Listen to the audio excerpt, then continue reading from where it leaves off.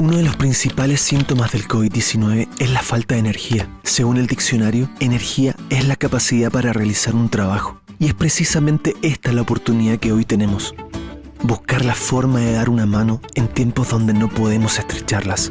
Así concluimos que la mejor manera de hacerlo es trabajando codo a codo con comunidades, hospitales, universidades, municipios y fundaciones, generando esa buena energía que hoy necesitamos. Porque no es casualidad que cuando te golpeas el codo sientas electricidad.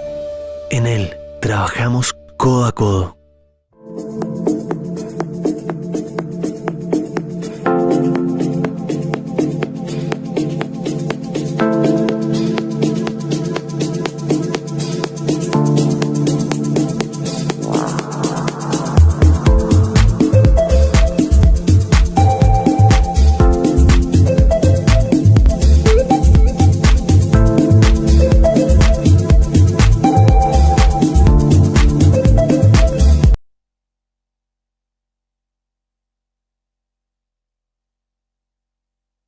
Hola a todos, muy bienvenidos a este sexto encuentro de diálogos con transparencia que organizamos junto a ANEL, DF, Diario Financiero y Chile Transparente.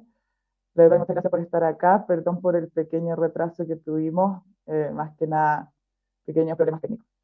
Bueno, este diálogo, que es el sexto y último diálogo, la verdad que toca un tema muy importante. Hemos estado hablando en estos encuentros sobre cómo restablecer las confianzas, sobre cómo poner al centro de la mesa de nuevo estos diálogos y que Chile también pueda salir adelante y terminar siendo un país mejor.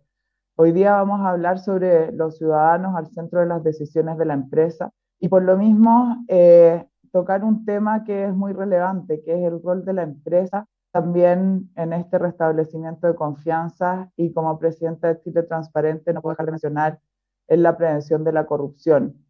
Cómo si las empresas realmente pusieran al ciudadano y a todos los stakeholders al centro de las decisiones, en el propósito, en el impacto que genera, y se comprometen también fuertemente en la lucha contra la corrupción, no solo desde no cometer delitos o no cometer malas prácticas, sino que también actuando activamente, cómo podemos así también restablecer las confianzas. Hoy día contamos con un gran panel de grandes personalidades en el tema, así que los quiero presentar. Estamos con Víctor Tavera, gerente de mercados de ANEL Distribución, con Paula Vargas, editora jefe de Diario Financiero, con Alberto Prej, director ejecutivo de Chile Transparente, con Juan Sutil, presidente de la Confederación de la Producción y del Comercio, con Bernardita Escobar, profesora de la Escuela de Administración Pública de la Facultad de Ciencias Económicas y Administrativas de la Universidad de Valparaíso, y con Pablo Alard, decano de la Facultad de Arquitectura de la Universidad del Desarrollo. Hoy día vamos a conversar sobre este tema, cómo volver a poner al ciudadano al centro de las decisiones de la empresa y por lo mismo cómo restablecer también estas confianzas. Pero antes los quiero dejar con un video donde vamos a repasar lo que han sido los 5 diálogos anteriores, donde hemos estado conversando con grandes personalidades también sobre estos temas. Así que vamos con el video.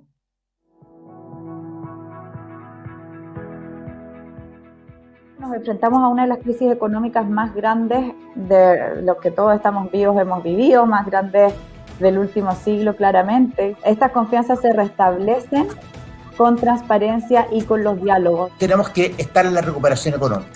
O sea, tenemos que ser una empresa que esté trascendiendo a lo que pasa muchas veces en sectores que se deprimen y que estemos sacando la cabeza siempre con nuevas inversiones, con buenas relaciones internas, con buenas relaciones externas.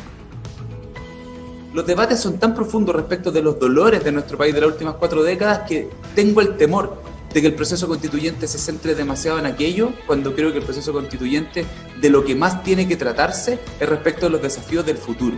Tiene que haber una normativa que reina y esa es la Constitución actual y la tenemos que respetar, y esa señal de respeto es muy positiva y muy alentadora para el respeto que va a venir después hacia una eventual, ¿no es cierto?, carta fundamental que salga de la Convención Constituyente.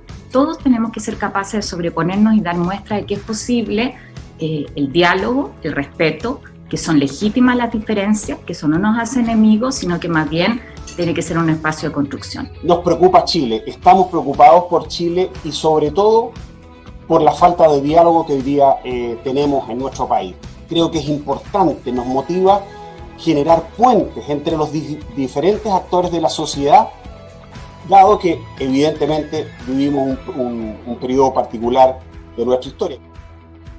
Lo que tenemos que avanzar es que este tipo de regulación, este tipo de Estado de Derecho, las condiciones institucionales, el cuerpo normativo, efectivamente sea para todos de la misma manera. El diálogo tiene que ser público-privado, lo más abierto posible, ¿verdad?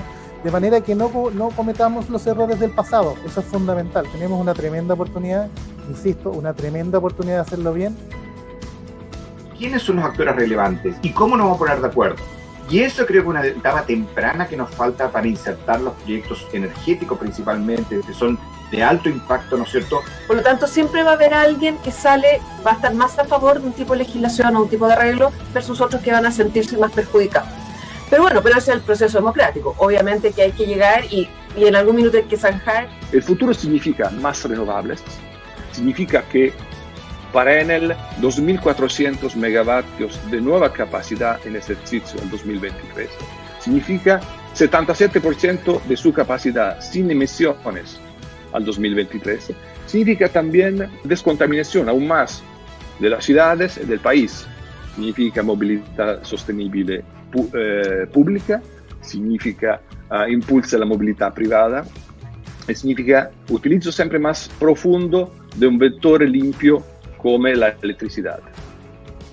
Las empresas tienen que contribuir más a la sociedad y decir cómo impactan sus stakeholders. Yo creo que lo primero es el sistema tributario que está constantemente en discusión y luego, lo duro, como cuestión muy gruesa, las grandes reformas sociales. Tenemos que ir hacia una economía verde, hacia un modelo de desarrollo sustentable o el país no tiene solución, porque yo creo que es posible llegar a una matriz limpia. Miraremos con atención al gran proceso democrático que se empieza de la realización de las nuevas constituciones, que seguramente hará de Chile siempre, continuará a ser de Chile una referencia absoluta en Latinoamérica.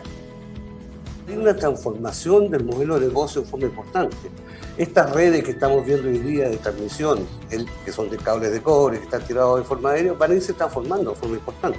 Yo creo que estamos en la punta del iceberg. Un tema de confianza en que lo que yo estoy pagando es lo justo, lo real, considerando que la empresa también tiene que tener rentabilidad. Para las empresas, enfrentarlo es tomar conciencia de que al mismo tiempo hay que enfrentar la cuestión de la sustentabilidad ambiental y la cuestión de la sustentabilidad social, que en el fondo tiene que ver con cómo conseguir modelos de desarrollo que sean mucho más armónicos.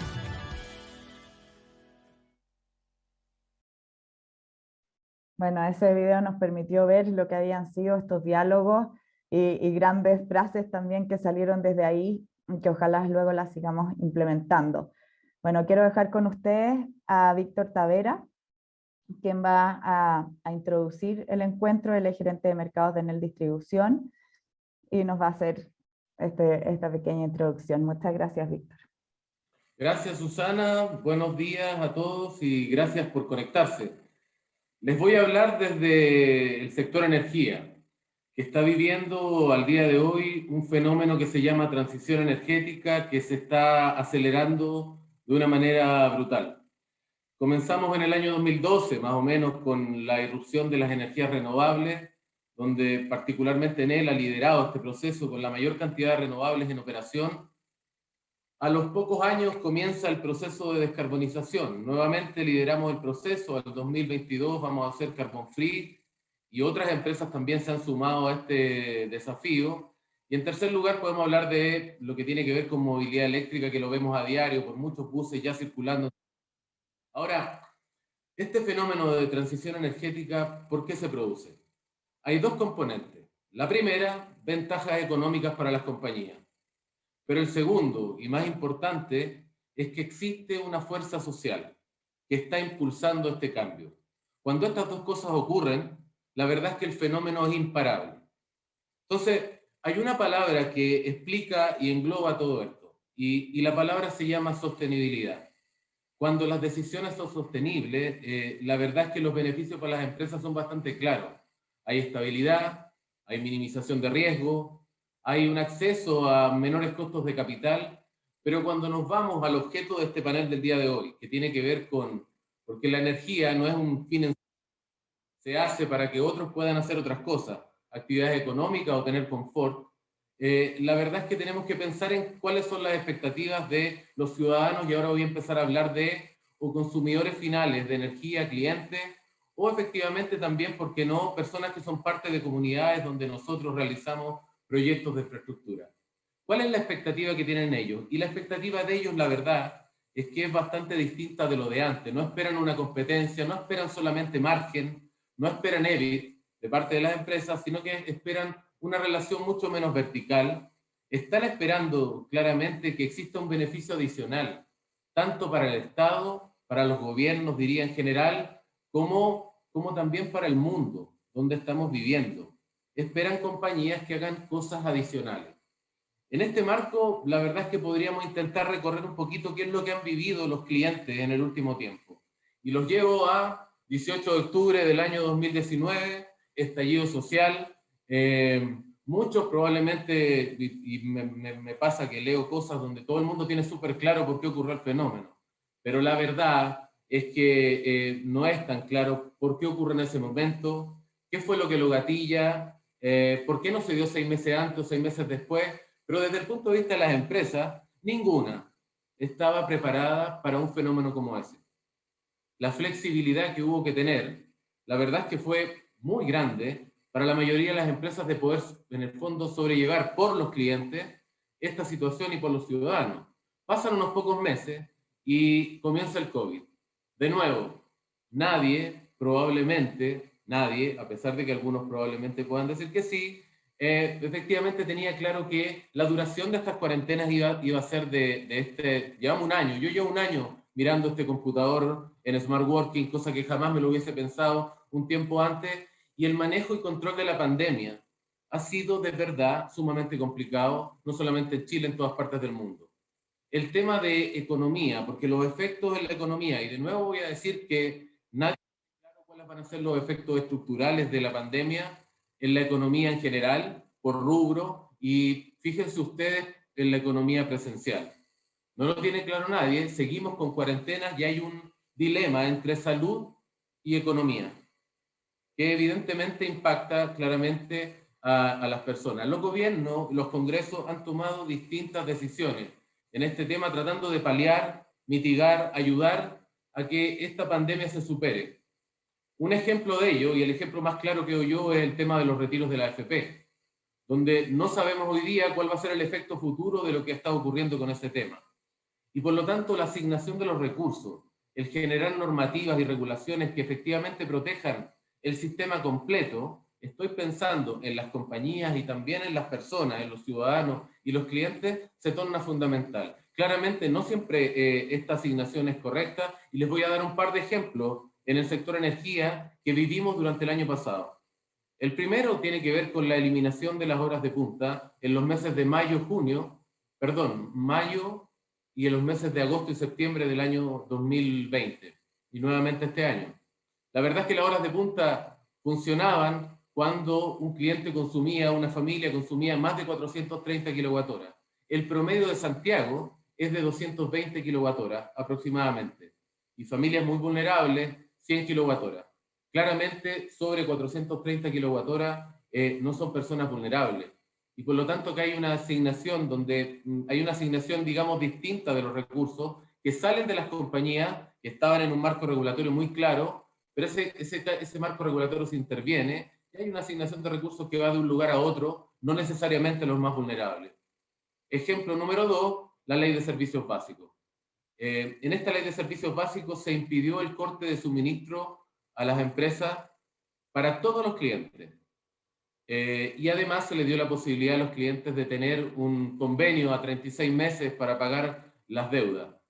¿Qué ha ocurrido? Lo que ha ocurrido es que la deuda de las compañías distribuidoras han aumentado de manera importante, hablamos del orden de 50%. En los tramos de mayor deuda, digamos, personas, familias que entre 6 y 12 meses no han podido pagar la deuda, han aumentado al 250%, pero lo extraño de este tema, digamos lo raro, es que hay muchas familias que consumen sobre 1000 kWh que tampoco han pagado la cuenta y no se pueden cortar. Estas familias claramente, si el promedio Santiago es 250 kWh, 1000 kWh claramente no es una familia vulnerable. Este tipo de situaciones son complejas, pero también miremos las personas. Cuando una persona vulnerable, que no tiene trabajo, porque recordemos que la cesantía ha aumentado de una manera importantísima, y no solamente la cesantía, también ha habido reducción por parte de las empresas de los sueldos de las personas, pero si nos ponemos una familia normal, que no ha pagado la cuenta por un año, y accede a un convenio de 36 meses, la verdad es que va a tener que pagar la cuenta normal a partir de mayo, y durante 36 meses un 30% más de la cuenta. Pensemos en la persona vulnerable. Entonces, la verdad es que 30% más de la cuenta parece ser algo de verdad muy fuerte, muy alto. Entonces, la pregunta es, las compañías distribuidoras con un problema muy grande en la deuda y algunos clientes que no están pagando, que podrían pagar, y que esto se evitó el corte para todos los clientes, algo muy extraño, y luego personas que realmente lo necesitan y donde no hay una intervención concreta del Estado, a diferencia de otros países en la región donde sí han habido políticas que efectivamente ayudan a los más vulnerables directamente. Entonces, es una situación compleja que requiere que exista una conversación, que existan diálogos entre las empresas, las compañías, porque hay que pensar en la sustentabilidad de las compañías. Solo como un ejemplo, las empresas distribuidoras, solo un 18% de lo que paga un cliente queda en la empresa distribuidora, para hacer inversiones, para hacer operación y mantenimiento y pagar sueldos, obviamente, en un momento donde la verdad es que la energía es cada día más importante. Fíjense la cantidad de smart working que hay el día de hoy. Entonces son conversaciones muy complejas, pero que hay que tenerlas. Hay que efectivamente tener estos diálogos. Ahora, el cliente ha pasado, y veníamos con un tren que es muy claro, yo creo que si lo digo lo van a entender todo, y les quiero contar qué es lo que ha pasado. Veníamos con un tren de clientes mucho más empoderados, clientes que viven en la generación del ahorro, de inmediatez, y que claramente lo que buscan es tener experiencia con las empresas, porque ya tienen unas experiencias muy buenas con algunas empresas que son realmente máquinas de confiabilidad. Le hablo de un Amazon que tiene una obsesión por el cliente, donde claramente ellos su lema, digamos, su visión es ser la mejor empresa de Customer Experience para en todo el mundo. Entonces, claramente los clientes nos van a comparar a todas las compañías, sobre todo las de servicios, con experiencias como esta. Y afortunadamente, la suerte que tenemos las compañías que estamos hoy día en el mundo de los servicios es que estamos en una era digital. Existe la transformación digital y muchas herramientas. Tenemos que ser capaces de utilizar esas herramientas en beneficio de los clientes, de manera que ellos puedan tener las experiencias que están a la altura de las expectativas que tienen. Porque claramente lo que hizo la pandemia fue, evidentemente, potenciar este tren que venía y que les he comentado.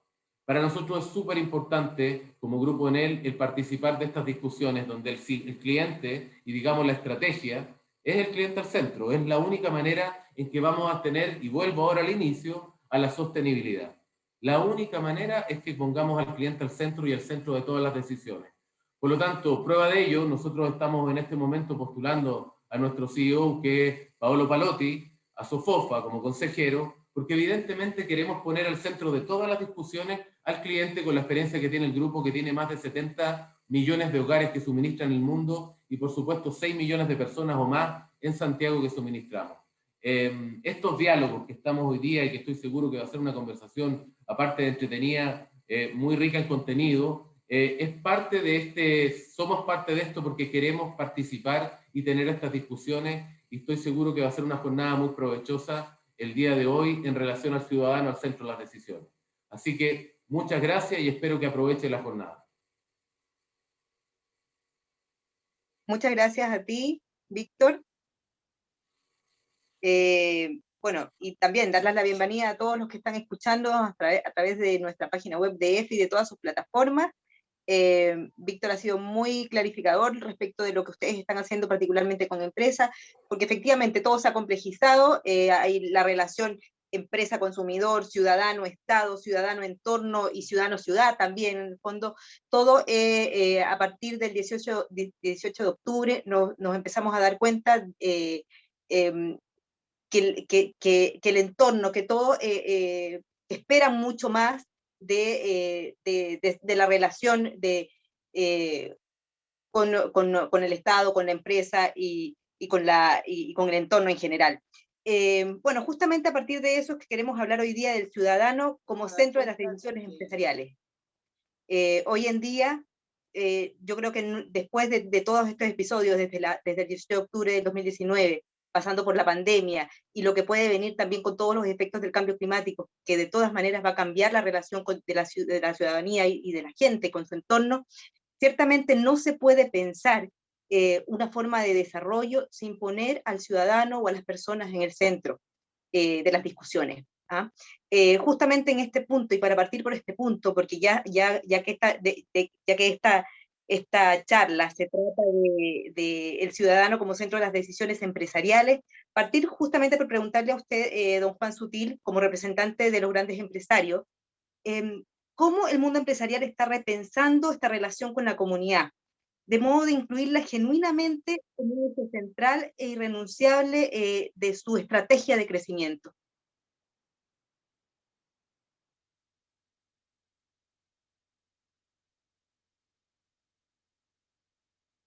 No sé si ustedes escuchan.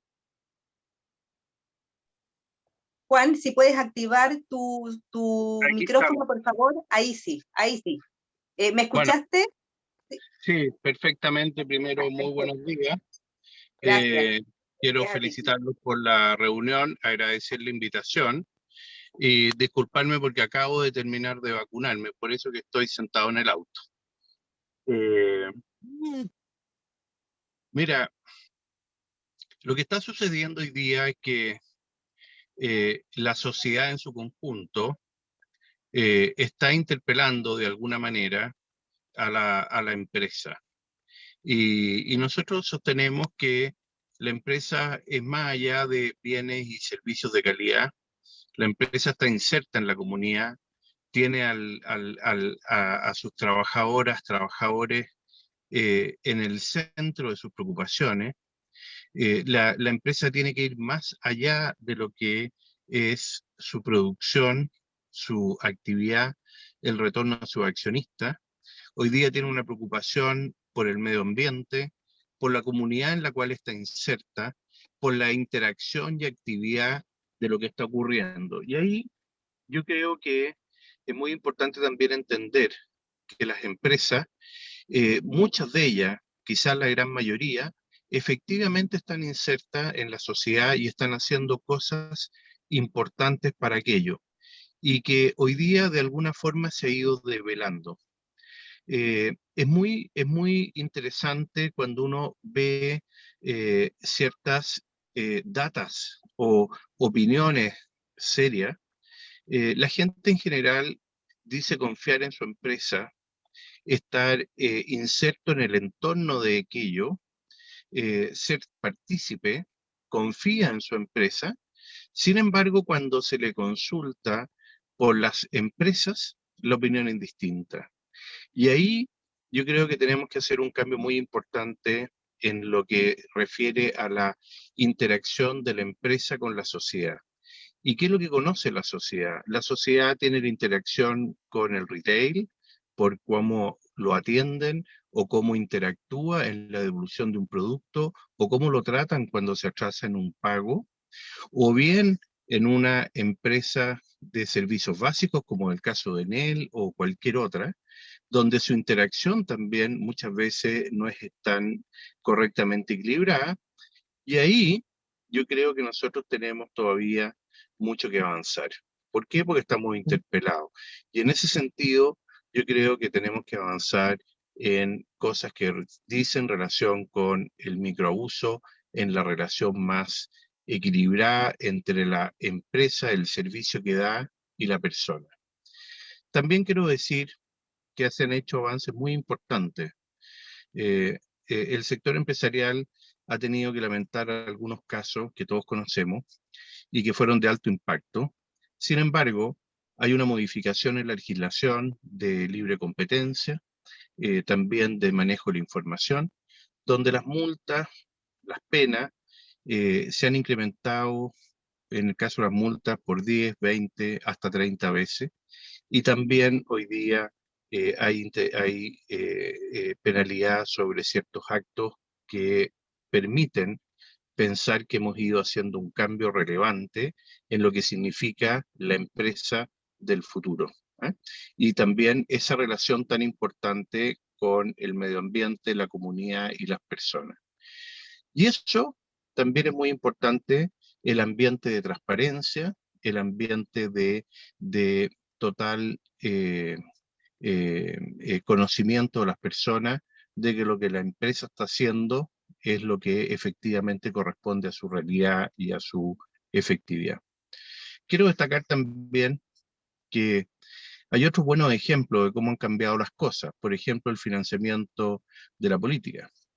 Eso generó una oración, oreó la confianza de la ciudadanía con los políticos en una forma monstruosa. Tanto es así que la política hoy día goza de menos de 10 puntos de aceptación de la ciudadanía. Incluso hay partidos políticos o el Congreso que está por debajo de 5 puntos. Y eso es prácticamente decir, perdimos la confianza.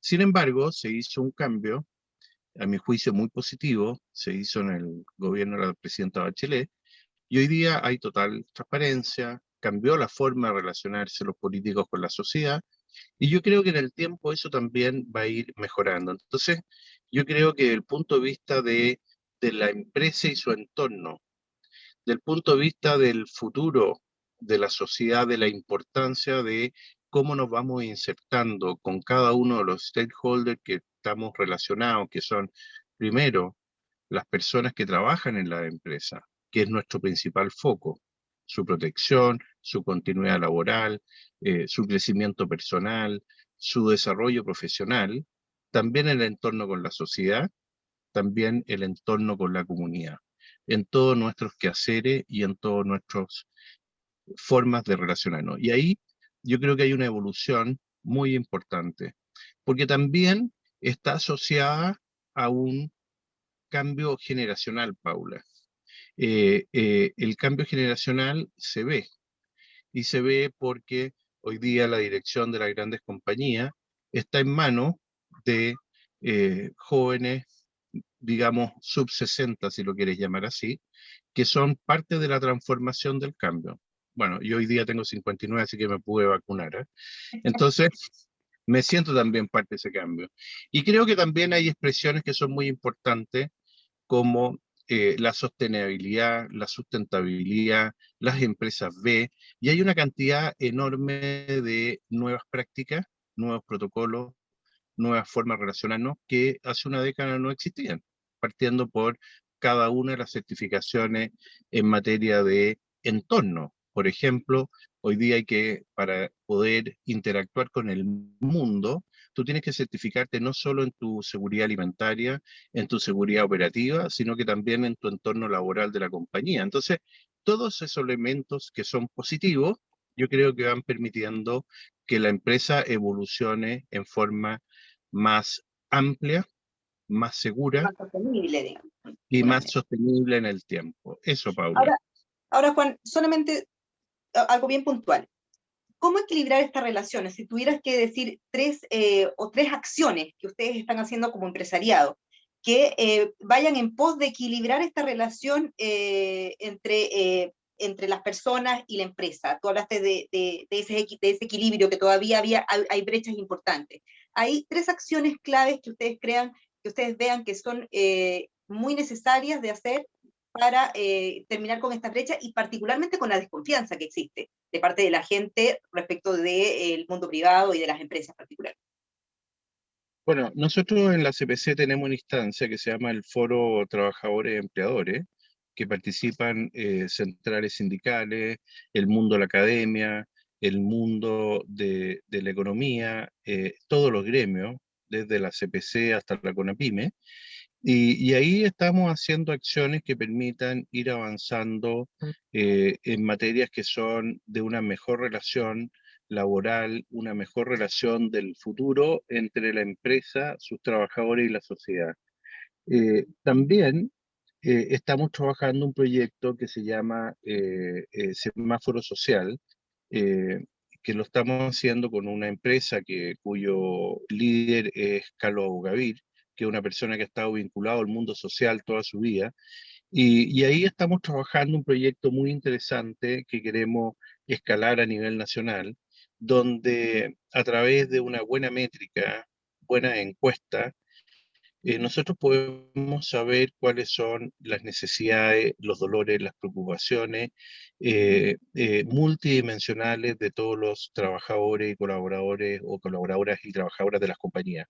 Y ahí hacer y focalizar acciones que no siempre son generales, sino que son puntuales y que corresponden al territorio, corresponden al entorno en que la empresa se desenvuelve, el entorno de la familia en que se está desenvolviendo, y tú puedes entrar ahí también a otra manera de accionar ese mundo.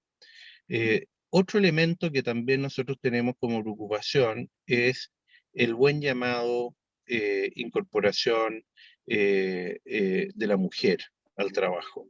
Y tenemos programas como Promociona, que lo lidera y que permite que las mujeres que trabajan y se desenvuelven en las empresas puedan perfeccionar su calidad profesional y acceder a mejores responsabilidades dentro de las organizaciones. Eso lo lidera Yolanda Pizarro y ha sido muy exitoso. De hecho, este fin de semana tenemos la graduación de las 31 alumnas de este año.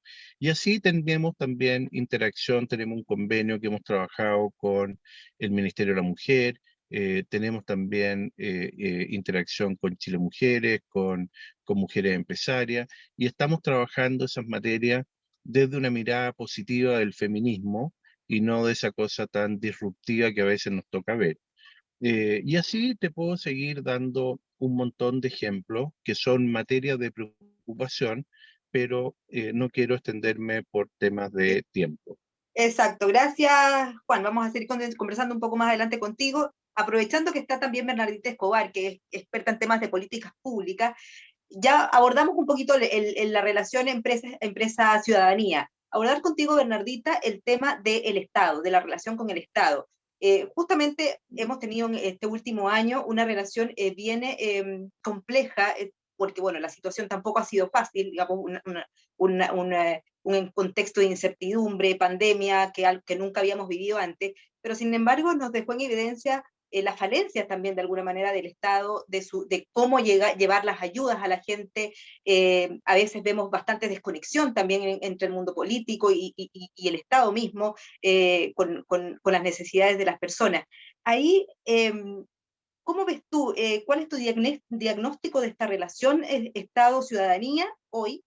Y hacia dónde deberíamos avanzar, digamos, en materia de políticas públicas, o cómo cambiar esta relación para que realmente las políticas públicas recojan lo que realmente la ciudadanía quiere y mejore su bienestar, y en momentos complicados o cruciales como este no haya esta desconexión que en algún momento hemos visto a lo largo de este año de pandemia. Hola, buenos días. Gracias por la invitación y voy de inmediato a la pregunta o al tema que tú planteas. Yo creo que el Estado, y así como la ciudadanía, tiene como varias cabezas, ya tiene varias dimensiones, varias formas, y el ciudadano está inserto en muchas partes de esas cabezas. El ciudadano, estas categorías tan gruesas de Estado, persona o empresa, cliente, en realidad hay que verla mucho más como difusa, porque la persona se sienta a distintas horas del día en distintos roles. A veces es cliente de la empresa, pero al mismo tiempo es accionista indirecto o a través de sus fondos de pensiones, o un bonista indirectamente, Y el Estado también, el Estado actúa muy cercanamente, por ejemplo, en los consultorios, sobre todo en lugares apartados o con menos concentración de gente, donde el tema de las colas o de los problemas de acceso a la salud no son tan evidentes como en las zonas metropolitanas. El Estado es súper cercano y es muy amigo del ciudadano. Le da una mano mucho más temprano, pero también está el Estado del que uno ve, el Estado a veces represor, que lo visualizamos en las protestas sociales y que tiene una cara bastante menos querida por parte de la ciudadanía o por amplios sectores de la ciudadanía, y el carabinero amigo que a uno lo ayuda en circunstancias. Entonces yo creo que tenemos que partir por comprender que el ciudadano está en todos esos roles, ¿ya?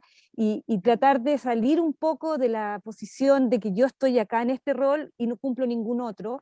Es parte un poco del problema, creo yo, porque en el fondo refleja una falta de empatía, de no ser capaz de ponerse en todas las distintas situaciones en las cuales el ciudadano se sitúa. El ciudadano está probablemente en muchas de ellas. Y cuando solamente nos vemos como el empresario o como el trabajador, o como, no sé, en estas como grupos demasiado especializados, por así decirlo, se aleja un poco de la vida común del ciudadano, porque el ciudadano se sube al metro, se sube a la micro, a veces se sube a su auto, tiene todos estos perfiles. Entonces, yo creo que una de las características que yo creo que nos debiera destacar esta tremenda pandemia y la crisis social que vino antes de la crisis política, es una situación antiempática, una ciudadanía, una separación de la élite del Estado, y no de todo el Estado, de la élite del gobierno en particular, a través de sus voceros principalmente. Recordemos muchas de las declaraciones que causaron escozor en ese minuto, en el año 2019, que mostraban a un gobierno, a una cara del Estado que en realidad tampoco era representativa de todo el Estado es mucho más grande, se distribuye a lo largo de todo Chile, pero cuando en el fondo se manifiestan estas visiones como contradictorias, distantes, es cuando se manifiesta, no se da espacio a esta disputa de todo tipo, ya a esta sensación de malestar. Entonces yo creo que lo primero que de alguna manera también comentaron anteriormente Juan y Víctor, es la necesidad de ponerse un poco en los zapatos del cliente, ser un poco el cliente, ser un poco, verlo como socio, verlo como no como un colaborador, sino que como parte integral de las organizaciones. Y en el caso del Estado, yo creo que el Estado tiene ese problema de que tiene todas estas cabezas y por lo tanto una de las características fundamentales para permitir que el Estado sea empático y por lo tanto sea capaz de reaccionar rápidamente hacia las necesidades del Estado es la transparencia y el accountability que se dice, o sea, la capacidad de poder rendir cuentas. Un Estado, cuando tenemos un Estado que se rige por el principio de la transparencia y el deber hacia sus ciudadanos, de una manera completa y sin dobleces, va a ser un Estado que va a ser capaz de ajustarse más rápidamente y las políticas públicas y las reglas que regulan al Estado, ponerse a la altura y no demorarse 500.000 años en hacer reformas que sean necesarias. Y un último punto quería sobre el tema del Estado. Yo creo que también tenemos que mirar con algún grado de orgullo y no solamente de rabia, la tradición, digamos, de la construcción de nuestro Estado, desde que tenemos república. El Estado ha sido un proceso evolutivo que ha ido creando o estableciendo principios súper fundamentales, dentro de los cuales siempre estuvo la transparencia o la publicidad, pero a veces nunca se practicó. O sea, nadie ha puesto en duda de que ese principio de la transparencia es crítico, simplemente que a veces como que se nos olvidó que había que ejercerlo. Y yo creo que tenemos que recordar los orígenes de lo que hemos sido como república y nunca perder de vista los principios y los valores, y eso siempre nos debiera ilustrar hacia cómo movernos en el presente y hacia adelante. Gracias, Bernardita. Bueno, ahora yo estaba viendo el tiempo, así que muchísimas preguntas más respecto de esta relación con el Estado que tenemos, pero voy a continuar con Pablo, aprovechando que también, bueno, él ha sido bien estudioso, ha estado leyendo respecto de todo lo que ha sucedido con la pandemia y el entorno de las ciudades, pero que también que nos cuentes un poquito como parte de esta conversación, de poner al ciudadano como centro de las decisiones empresariales, también ver cómo ese ciudadano se relaciona con la ciudad, cómo la ciudad ha estado está pensada o no para que este ciudadano, si este ciudadano efectivamente está pensado como centro también de la expansión de las ciudades, y la expansión de las ciudades que también tiene que ver con la elaboración o con las políticas públicas, o cómo se hace políticas públicas. Entonces, primero, ¿cómo tú ves que ha reaccionado la ciudad frente a la pandemia? Y luego, ¿cómo mejorar nuestros entornos para que en futuras situaciones de crisis, en el fondo, los ciudadanos justamente vean una ciudad amable y más... y una relación también más equilibrada con ese entorno más urbano? Gracias, Paula, por la pregunta. Gracias también al Diario Financiero, Chile Transparente y Enel por invitarme a este diálogo. A ver, dos ideas. Primero, la ciudad es fuente de oportunidades y es por eso que ha sido la principal invención de la humanidad y desde donde, digamos, se ha desarrollado la cultura, la civilización y atrae a miles, millones de personas. De hecho, en 2008 ya se inclinó la balanza y ahora hay más personas viviendo en ciudades que en zonas rurales en el mundo, y eso va a seguir creciendo. Y Chile tiene una tasa de urbanización cercana al 90%. Somos de los países, digamos, más urbanos, por así decirlo, del continente y del mundo. Y por otro lado, las ciudades son fiel reflejo de una sociedad. Y si las ciudades concentran oportunidades, es cosa de ver la silueta o el skyline de las ciudades para ver que en las zonas más centrales, donde hay más oportunidades, donde hay más servicios, más trabajo, más equipamiento, obviamente el valor de suelo aumenta y por lo tanto las alturas aumentan, y es casi como un gráfico. Ver las ciudades es un gráfico de cómo son las dinámicas de la sociedad. Y el problema es que esas oportunidades no están igualmente accesibles para todos y todas. Y lamentablemente las familias más vulnerables, los sectores que más necesidades tienen, están más alejados de esas oportunidades. Y lo que hizo el coronavirus fue exacerbar y poner en relieve la situación crítica de inequidad urbana que teníamos en nuestro país. ¿Por qué? Primero porque si uno ve la correlación que hay entre contagios, muertes y hacinamiento, es realmente estremecedor. O sea, comunas donde hay muy alto nivel de hacinamiento, ya sea porque son familias que viven en edificios y departamentos muy pequeños, en estos blocks de vivienda social que hemos construido de 30 metros cuadrados en los 80, ahora ya estamos en los 50, 60 metros cuadrados, pero viven hacinados. Por otro lado, hay mucho allegado que vive en cités, pasajes o arrendando una pieza con otra familia que no solamente están hacinados, sino que además muchos de ellos fueron expulsados por sus arrendadores o por sus familiares por el temor al contagio. Fueron expulsados a la calle. Y por otro lado también tenemos que mucha de la gente que no puede teletrabajar, ya sea porque no tiene conexión a internet o porque sus trabajos son manuales, son personas que están en los servicios, etcétera, tienen que además viajar grandes distancias para ir a sus trabajos. Entonces se exacerbó esta inequidad. Y el mayor ejemplo de ello, y es lamentable, hoy Techo va a dar a conocer el catastro actualizado de campamentos, es que el año 2007 teníamos 28.000 familias viviendo en campamentos en Chile. El año 2017 pasamos a 48, se duplicó ese número. Y solo en el último año y medio se volvió a aumentar en 25.000 familias y estamos llegando a cerca de 80.000 familias viviendo en la calle. O sea, el coronavirus y la crisis económica hizo que gente que no pudo seguir pagando el arriendo o gente que fue expulsada de sus hogares porque temor al hacinamiento, salieran a la calle y tengan que vivir en el barro ahora. Entonces retrocedimos casi 15 años en política habitacional, y eso mientras estamos atendiendo además la pandemia, etcétera. Entonces, ¿dónde viene aquí el desafío?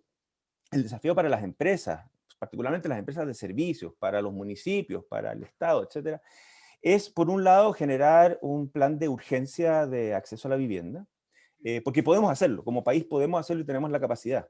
De hecho, Chile es el único país en el sur global que todavía puede soñar con garantizar el acceso universal a la vivienda dentro de esta década. Tenemos la capacidad de hacerlo.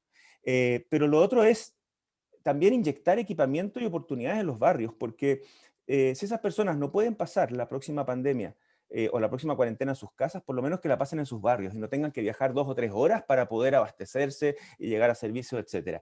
Y ahí es donde, si tú me preguntas cuál es la solución más resiliente hacia las futuras pandemias, las crisis sociales y dónde se construye confianza, cohesión social, es reforzando el barrio.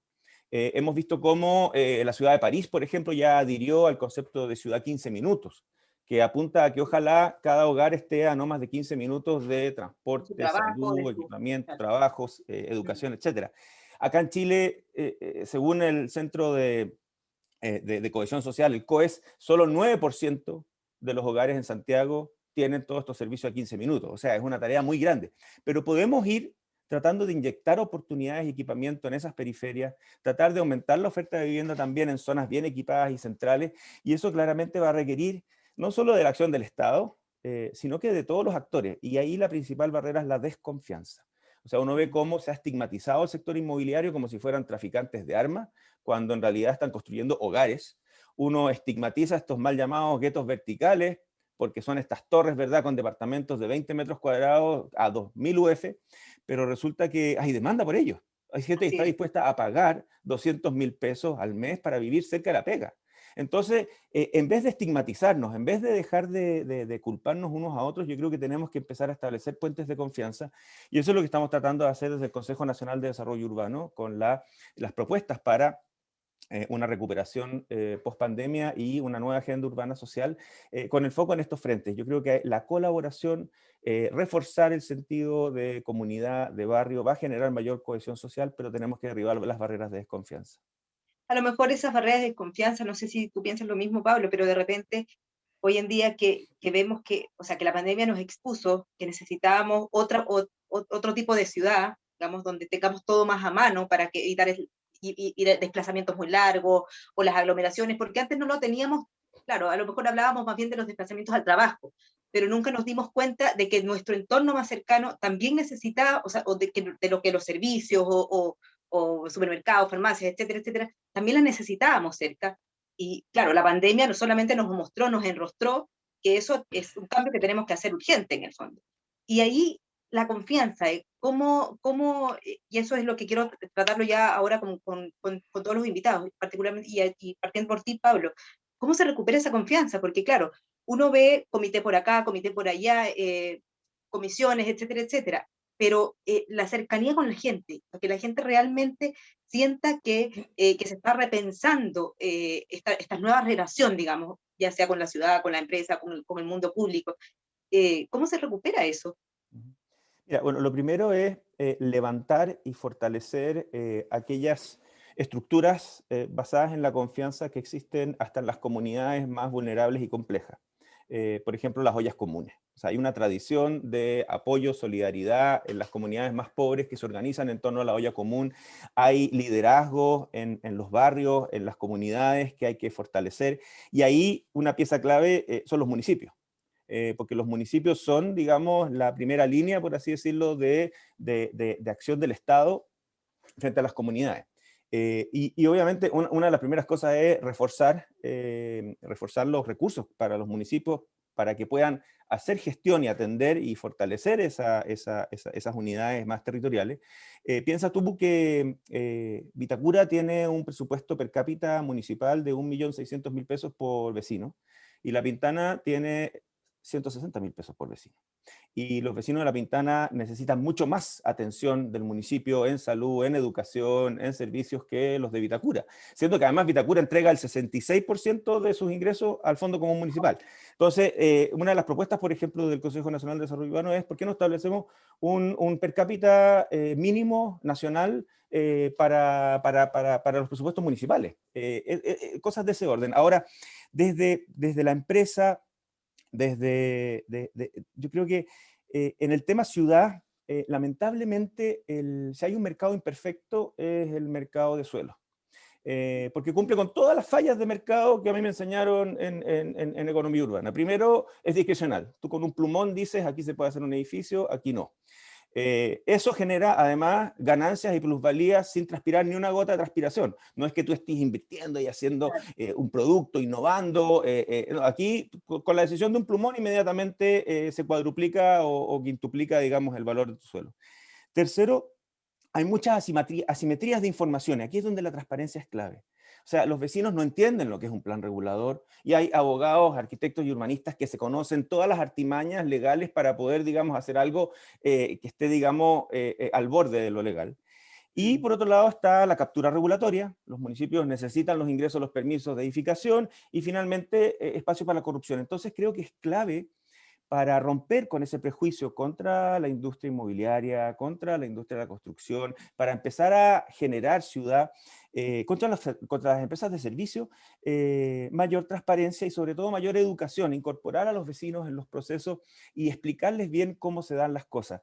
Y ahí en ese sentido creo que Chile Transparente tiene un rol muy importante y también hemos visto cómo la legislación, la Ley de Transparencia de Mercado de Suelos que entró en vigencia hace poco, la famosa Ley Cabal, está cambiando los procesos de los planos reguladores, los está haciendo más participativos, e incluso durante el COVID hemos tenido los primeros procesos de participación online que han sido fantásticos, en el caso de Macul, en la actualización de su plan regulador, porque ha podido participar gente que antes no tenía tiempo para ir a las participaciones ciudadanas, porque pudieron hacerlo desde la oficina, desde la pega, desde la casa, y fue mucho mejor distribuido y mucho más representativo. Entonces creo que la tecnología también aquí juega un rol importante. Y con esto termino. Hablábamos en un diálogo anterior sobre los medidores inteligentes y la polémica que se generó, etc. Si hubiésemos tenido medidores inteligentes durante la crisis del COVID, uno podría haber enfrentado la pobreza energética de una manera completamente distinta.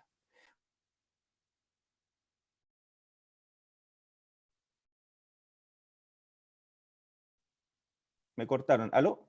Sí, ahora sí. Yo también estuve un corte mínimo ahí. Ahora, para hacerlo corto, con los medidores inteligentes, el Estado podría haber subsidiado un monto X a todas las familias que consumían menos de 100 kWh en su cuenta y se olvidaba el problema. Y no teníamos este tema, tal como planteaba Víctor, de que hay personas que se están aprovechando la ley, que consumen más de 1000 kWh.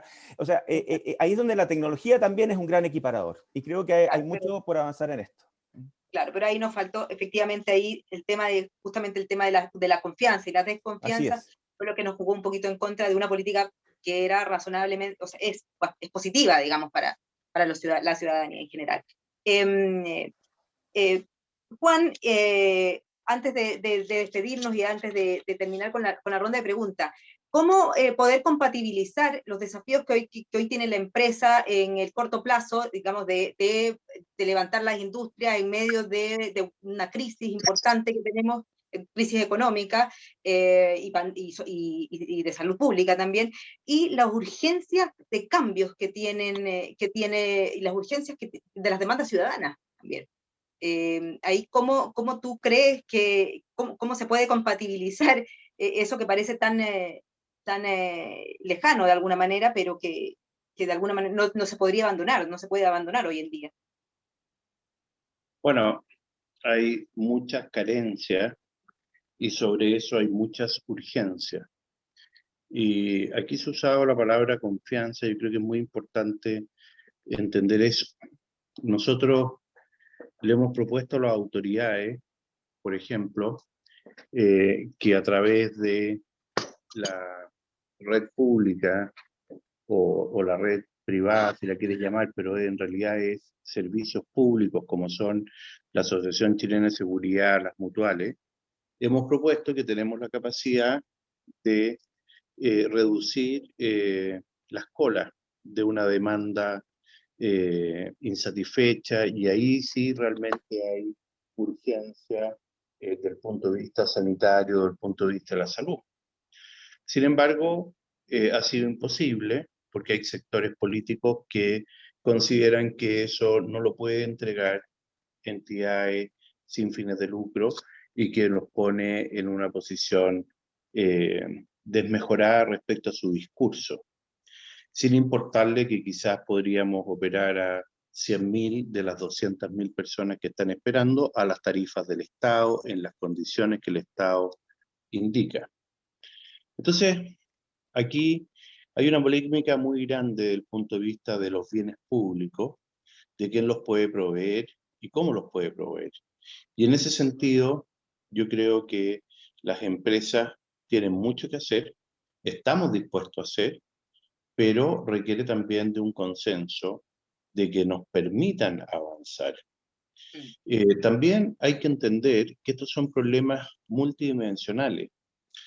Entonces, cuando yo escuchaba recién los temas de campamento, hay que preguntarse también de que en Chile había 500.000 migrantes y entró 1 millón más de migrantes, de los cuales muchos venían en situación muy vulnerable, muy precaria, y que están hoy día contribuyendo al hacinamiento, contribuyendo a los campamentos. Yo lo he recorrido, producto de lo que hemos hecho todas las empresas y empresarios con Siempre por Chile, donde hemos recorrido el país, donde hemos estado cerca de las comunidades, donde hemos llegado con salud, con alimentos, con todas las urgencias, voy a usar tus propias palabras, Paula, y ahí tú ves que ese componente de la migración es gran parte de lo que explica el problema. Es como que si yo te pido a ti, Paula, somos parientes, te digo, mira, perdí el trabajo, necesito mandarte todos los niños. Tú me vas a decir, no, porque mi casa me alcanza para 2 niños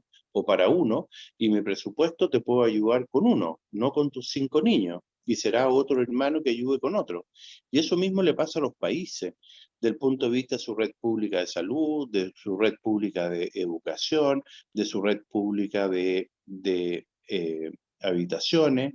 Sé que me estoy metiendo en un tema que quizás es más político que de empresa, pero si estamos hablando precisamente de ir más allá que producir bienes y servicios de calidad y más allá de la empresa y entrar a los temas que realmente importan, que por lo menos yo los defino como entrar a la cancha, yo creo que aquí corresponde salir de la trinchera, mirar esto fuera de izquierdas duras o derechas duras, sino que de sentido común, del bien común, y ahí tenemos que entrar a la comunidad, tenemos que resolver los problemas de los espacios públicos, tenemos que resolver los problemas de la equidad territorial que se ha hablado acá, y muchos otros, incluyendo la preocupación por ir nivelando la cancha respecto de ciertas inequidades de atención o, como también se mencionó, respecto a los presupuestos de algunos municipios para poder atender a sus personas. Entonces, yo creo que si nosotros como chilenos no nos ponemos de acuerdo en las cosas importantes, sin duda vamos a retroceder. Y si no salimos de esta trinchera o de esta cosa del show, de cómo hago yo un punto de prensa, yo creo que tampoco vamos a resolver nuestros problemas. Y yo me alegro de escuchar de que no hay que estigmatizar a nadie, incluyendo los vetos verticales, porque los vetos verticales, que es una manera de desprestigiar una solución habitacional, le ha resuelto la vida a mucha gente. Hoy día la juventud prefiere vivir más tiempo su juventud, más tiempo solo, quiere estar más cerca de su entorno, su trabajo, y bueno, obviamente es parte de la solución, y de hecho en muchos países desarrollados del mundo, partiendo por Japón, los espacios son tan reducidos como eso y nadie los determina como un gueto vertical. Por lo tanto, yo creo que hay que salir de esa cosa calificadora, incorrecta a mi juicio, y hay que entrar a los temas de fondo. Yo creo que eso es parte de que lo que la empresa, los gremios, los empresarios tenemos que hacer. Y también tenemos que visualizar las cosas que hacemos, porque son recursos monstruosos, Paula, lo que invierten los diferentes gremios, las diferentes empresas, los diferentes rubros en la comunidad. Y no se ve muchas veces o a veces tampoco se reconoce. Por lo tanto, yo creo que hay que hacer un cambio de paradigma ahí también y actuar con la debida responsabilidad y con la debida difusión. Claro, y también poniendo, para todas esas iniciativas, también poniendo al centro al ciudadano también y sus necesidades, lógicamente. Ahí... Eso parte de la base. O sea, para nosotros hoy día la persona, el ciudadano, en este caso para nosotros la persona que trabaja en la empresa, ya sea mujer u hombre, es el centro de nuestra preocupación. Y desde el punto de vista del entorno de la empresa, es el ciudadano. Y cómo lo vemos a través de cómo intervenimos, colaboramos y trabajamos en la comunidad. Claro, no, lo preguntaba porque básicamente usted hablaba del no reconocimiento a ciertas acciones que ustedes hacen y en el cual ha invertido mucho y que no se hace ese reconocimiento. A lo mejor también ahí, no sé si hasta qué punto hay realmente se están cubriendo esas necesidades del entorno al cual ustedes están, con el cual se están ustedes comunicando. Déjame precisar, yo creo que hay un reconocimiento muy grande de la comunidad, de las personas, del mundo cercano. Lo que no hay es un reconocimiento de un sector importante de la sociedad o de la sociedad. Y yo creo que es por dos cosas. Uno, por lo polarizado que está la política. Entonces, no hay un reconocimiento del impacto positivo del desarrollo, la producción, el comercio, una economía social de mercado, y eso no se reconoce, y es la base fundamental del desarrollo de los países. Yo creo que hoy día no hay otro sistema que se pueda reemplazar. Y lo segundo, yo lo dije al principio, hay dos entornos que nos dejan un poco más distantes, que es la relación del día a día de la comunidad o el ciudadano con la empresa. Y con la cuenta de la luz, o con la cuenta del agua, o con la devolución en una multitienda, que no voy a nombrar, porque después me van a retar porque me nombraste. Entonces yo digo, bueno, la multitienda. O la relación con los servicios básicos, con el día de mañana, con una atención en salud, o lo que fuera. Y esa relación yo creo que tiene que cambiar y tiene que haber un sentido de servicio, un sentido de oportunidad, y no esperar que te pongan la portabilidad numérica para que tú puedas actuar así, o no esperar que te pongan portabilidad bancaria, y al final ir hacia el consumidor, ir hacia la persona, ir hacia el ciudadano, y no esperar que la regulación vaya corrigiendo aquellas cosas que son, a mi juicio, suerte de microabuso. Y por otro lado, creo que también hay un tema que se ha tratado en esta reunión, que la considero de altísimo valor, que es la relación del Estado con las personas. Nosotros hemos dicho que queremos ser socios del Estado. De hecho, somos socios del Estado. El Estado no vive si no vive de la producción, el desarrollo, las personas y el comercio, porque lo que tributamos permite que el Estado redistribuya y solucione.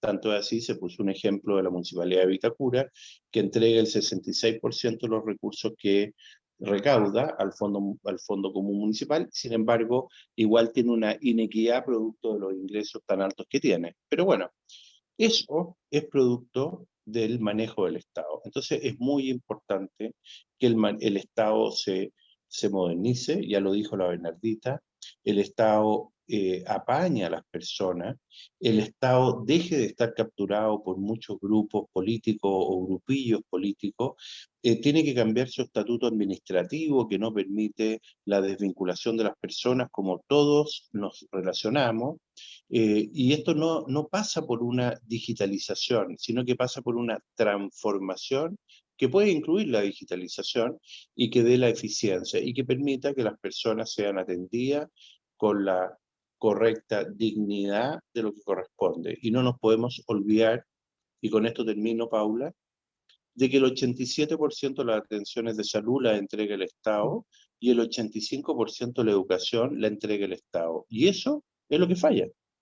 Eso es lo que falla. Y las pensiones las entrega el Estado producto de que tiene que, digamos, nivelar, proteger a aquellas personas que son más vulnerables. Incluso hay muchos que fueron irresponsables, que no cotizaron, que no ahorraron y finalmente llegaron al término de su vida teniendo que depender del apoyo del Estado. Entonces, esas cosas son las que tenemos que mirar, a mi juicio, con un sentido de altura, bien común, y buscar los caminos de solución. Y ahí yo creo que tenemos una gran oportunidad de que en esta convención constitucional podamos construir una buena constitución con estos equilibrios y que Chile siga avanzando en todas las materias que hemos discutido hoy día en la mañana. Gracias, Juan. Estamos muy sobre la hora. Bernardita, antes de despedirnos, yo quisiera preguntarte un poquito, porque que lo abordó al final Juan, respecto de la captura de política que hay en algunos estamentos del Estado, que finalmente son los que ponen trabas o los que no permiten que sea más flexible, tal vez, o mejorar también, ¿cómo se llama?, la creación de políticas públicas sin tener visión tan partidista de alguna manera. Pero hoy día vemos también que esta trinchera está más viva que nunca, tenemos frentes por todos lados y hay poco diálogo y pocos puntos en común y finalmente pocos acuerdos, ¿ah?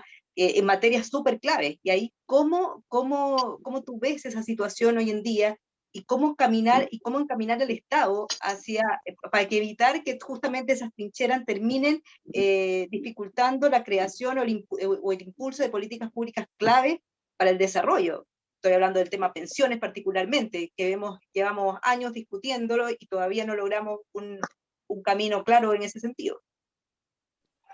Bueno, va a depender probablemente del ámbito del Estado al que uno quiere referirse. Por una parte están los gremios, ¿no es cierto?, que tienen una vinculación, digamos, laboral con el Estado muy fuerte, y que lo que esos gremios pueden hacer es representar sus legítimos intereses, y que muchas veces esos intereses que van en conflicto con los intereses de la ciudadanía en general. Y recordemos esas movilizaciones años atrás que hubo en el registro civil, que provocaron todo tipo de malestar en la ciudadanía.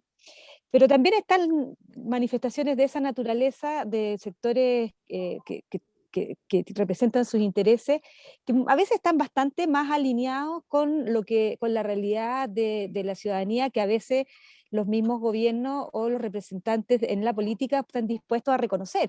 Y yo quería sacar a colación algo más reciente, como lo que pasó con los profesores, que algunas personas manifestaron que en el fondo los profesores eran flojos, que no querían entrar a trabajar, y después tuvimos ese audio de esa profesora que representaba la realidad, pero crítica, en la que se enfrentan profesores de colegios particular pagados, donde parecía ser que en realidad no era tan disparejo, digamos, el interés que estaban manifestando los profesores hacía poco tiempo atrás, con lo que en realidad era. Entonces, yo creo que hay que tener cuidado, hay que tomar distancia respecto de los juicios categóricos, respecto de la visión de grupo que a veces manifiestan como en regla general determinados grupos gremiales, ¿ya? Pero efectivamente yo creo que hay espacio en el que el Estado puede ser capturado o llevado a ser usado más cercanamente a un determinado grupo que a otro. Y es por eso que las reglas de acceso y de transparencia hacia el aparato del Estado son lo crítico, ¿ya? Es ahí donde tenemos que poner el acento respecto a cómo ingresa uno al Estado, cómo te contratan para estar en el Estado, por qué solamente hay concurso público para ciertas cosas y no para otras, por qué si los concursos públicos son tan públicos al final terminan decidiendo muchos cargos el presidente de la República o la autoridad política. Uno, por la vía de acceso, realmente no es tan ciudadana. Los concursos, el sistema de concursal, comparado con lo que existe en otros países en Europa, de las oposiciones, donde realmente son concursos públicos estrechos, digamos, difíciles, complicados, hace sentido entonces lo que mencionaba Juan respecto de tener una cierta estabilidad en el empleo, ¿ya? Ahora, si uno ingresa a un cargo de planta y resulta que entró como por el lado y en realidad no existe una justificación de que esa persona esté ahí, claro, no es muy entendible, digamos, el principio del estatuto administrativo. Yo creo que los principios a los que tenemos que apelar como Estado es a que el Estado pueda ser puesto, digamos, contra la espada y la pared por la ciudadanía, o sea, que se pueda ser escrutado, que sus reglas puedan sean claras, que haya transparencia y que el Estado se tenga que poner colorado cada vez que la ciudadanía lo pone en aprieto. Y yo creo que esa es la mejor forma de ir mejorando las reglas de común convivencia que representa el Estado. El Estado no es de nadie, el Estado es de todos. Y todos tenemos que tener la posibilidad de acceder y de sentir que el Estado funciona en favor de la ciudadanía, en cualquiera sea el Estado que le toca estar.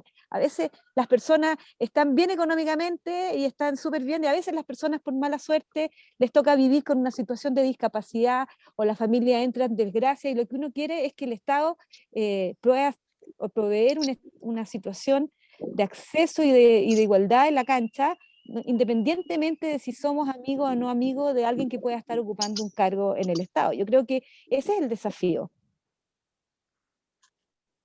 Pablo, ¿tú tienes alguna pregunta para Bernardita? Sí, Cuéntanos. Sí, es que me interesa mucho lo que está planteando Bernardita, porque efectivamente tenemos que darle más transparencia al Estado, tenemos que generar procesos para que los servidores públicos se profesionalicen, pero Bernardita, ¿tú crees que eso pasa por generar mejores incentivos para que haya mayor competencia por los cargos públicos? Me refiero a mejorar los sueldos, por ejemplo, los incentivos económicos para los cargos públicos, porque de lo contrario también se va a producir un desincentivo a que la gente, digamos, sea servidor público o servidora pública si es que están mal pagados y más encima los van a estar escrutineando y funando y visibilizando todo lo que están haciendo. ¿Cómo se puede conciliar eso? ¿Cómo se hace en países donde el servicio público tiene una estructura que incluso es más permanente respecto a los ciclos electorales y que tiene, digamos, otras maneras de accountability y de ir renovándose bajo concurso, etcétera? Bueno, yo creo que en el caso nuestro, nosotros establecimos a fines de los 90 un programa que se llamaba el Programa de Mejoramiento de la Gestión, que eran los famosos PMG, en el cual se introducían supuestamente incentivos en el fondo para alinear el trabajo en cada una de las instituciones públicas con los objetivos institucionales y con un pago, digamos, de remuneración extra. Pero al final eso terminó como encasillándose en un derecho que da lo mismo en el fondo la parte como de incentivos que se había creado, y pasó a ser una parte muy importante del sueldo de los funcionarios, y ya parecía poco realista en el fondo poder privar del 30% del ingreso de los trabajadores del sector público. Entonces pierde un poco el sentido. Pero no, yo creo que a lo que yo planteo es que hoy día, en el estado que vivimos hoy, que tenemos hoy día, hay un espacio enorme de mejora en términos de contestabilidad de los espacios. Todavía existe un ámbito en el cual existen una cantidad importante de cargos, y está bien que así sea, que son de exclusiva confianza, pero respecto de esos cargos de exclusiva confianza también podemos tener un estándar mínimo, ¿ya? O poner ciertas reglas que no sean tan bajas de competencia para ocupar cargos que sean de exclusiva confianza.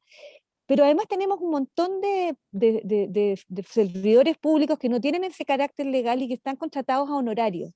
Y a veces están honorarios porque no existen plazas disponibles para poder contratarlos, o a veces porque la posibilidad de contratarlos a honorarios representa un grado de flexibilidad mayor para poder remunerar a esas personas conforme a lo que podría ser más acorde a lo que podría recibir fuera.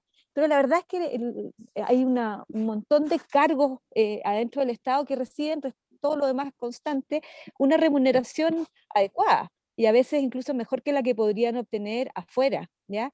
Y por lo tanto, lo que uno quisiera en el fondo evitar es que hayan ciudadanos que sientan que las personas que están siendo servidores públicos son o apitutados o unos privilegiados por sobre el ciudadano que tiene que pelar el ajo todos los días, ¿ya? Entonces yo creo que el hecho de introducir un grado de contestabilidad a los empleos públicos y de establecer un nivel de concurso mucho mayor, y eso significa reconocer de que las personas que están a honorario no son unas personas que están por un día, o sea, por un año, o sea, por un mes, sino que a veces están años en condición de honorario, significa sincerar un poco lo que es el aparato del Estado, pero una vez de que uno sincera de que esas personas no están ahí como una cosa transitoria, sino que en realidad son labores más permanentes, tenemos que tratar a esos funcionarios de la manera que corresponde. O sea, el Estado tiene que convertirse en un buen empleador también.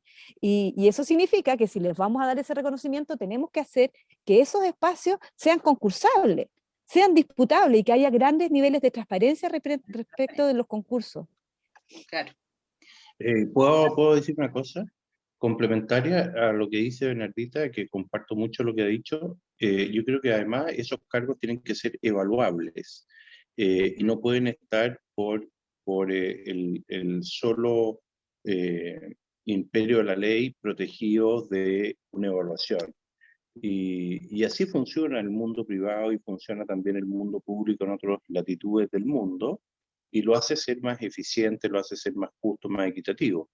Y en ese sentido yo creo que también Chile está al debe en que haya más movilidad y mejor evaluación de esos funcionarios que requieren de esa carrera profesional, que tengan que subir su nivel, como expresa Bernardita, en términos de su exigencia para poder concurrir y tener acceso a ser un servidor público, y no así estar ahí para servirse. Y es un sentir bastante ciudadano, en el programa que hizo la Universidad Católica con la Universidad de Chile en conjunto con nosotros los empresarios, que se llama Queremos hablar de Chile. Participaron 100.000 personas a lo largo y ancho del país, de todo tipo y de toda diversidad. Y ahí lo que dice la gente, más del 85% dice: queremos un Estado y queremos tener servidores públicos y no personas que se vayan a servir por ello. Entonces, yo creo que eso también es muy relevante en todo este proceso gradual y paulatino que vamos a transitar a raíz de la nueva Constitución, de abordar también estos temas. Gracias, Juan. Yo no quiero dejar de preguntar a Alberto, que está aquí como representante de Chile Transparente. En todas las conversaciones que hemos tenido a lo largo de estas seis encuentros del ciclo de diálogos con transparencia, ha salido, por supuesto, como eje central de todas las acciones, claro, básicamente todas las acciones, tanto del mundo público como privado, el tema transparencia. Cómo de ser más transparente, de entregar mayor información a la ciudadanía, a los distintos stakeholders.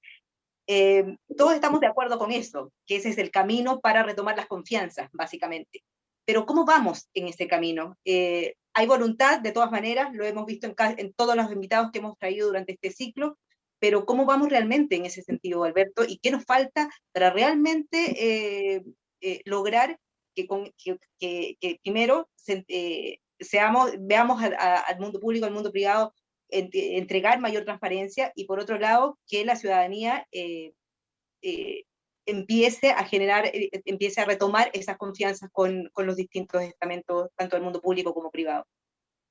Muchas gracias por tu pregunta. Yo estoy un poco en desacuerdo, eso sí, con la premisa, y lo he dicho constantemente: la transparencia no es sinónimo de confianza, y no tiene por qué ser sinónimo de confianza. Muchas veces se le otorga a la transparencia casi algunas características mágicas.